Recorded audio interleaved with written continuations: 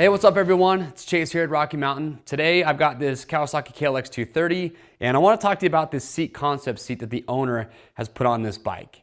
I talked to him about it and he said, dude, once you put that seat on there, you will never want to go back and you'll wonder what took you so long to do it. The stock seat on this bike's just not that comfortable, and if you're gonna be doing longer rides, it is awesome to have just a more comfortable seat. So seat concepts with this.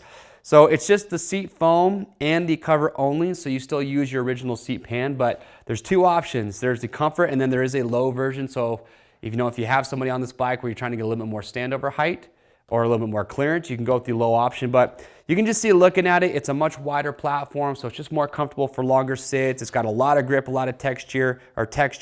It looks good. And again, it's just one of those upgrades that you might not think you want or need, but once you have it, something that you're not going to regret. So if you have a KLX 230, looking to get some more comfort, check out these seats from Seat Concepts. So grab one for your bike, click on the link, or head over to RockyMountainATVMC.com.